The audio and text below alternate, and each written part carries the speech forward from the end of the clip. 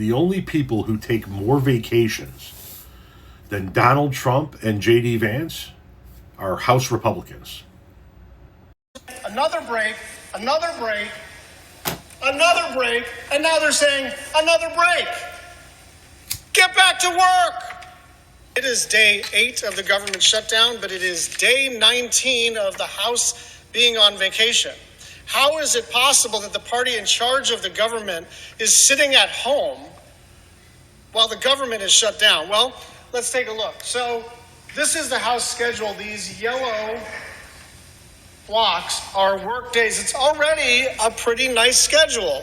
Most people, if they are fortunate, get either 7 days or 10 days of vacation. Some people get less, some people get more, but nobody gets this amount of time off. Now, we call that a district work period or a home work period, and that's true. We need to be home to interact with our constituents, but that's what August is for. So here's what happened. They left early on the 25th, specifically to avoid a vote on the Epstein files. Then they had this week off, this week off, this week off, this week off, this week off, this day off, come back. 1, 2, 3, long weekend. 1, 2, 3, 4, long weekend. 1, 2, 3, 4, long weekend. Another break, another break, another break, and now they're saying another break. Get back to work. Get back to work. We are facing a healthcare crisis, and we didn't pull this out of some Democratic strategist lab. And the presiding officer knows this in his home state.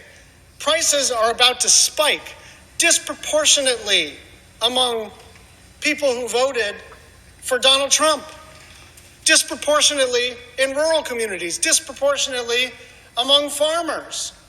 And they're not going to spike a little. This is not like normally 4% increase is now 7%. Price of healthcare is about to go up 114%. 114%. So you can find some people who are only paying like a 40 or 50% increase, and you still can't afford that.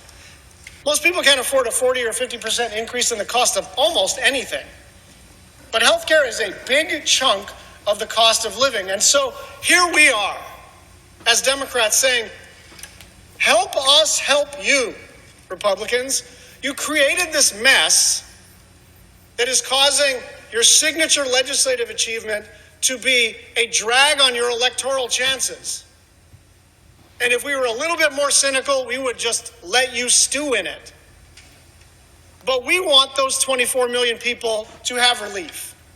And so we're simply saying, we can open the government tomorrow morning if Donald John Trump realizes that he's hurting his own people.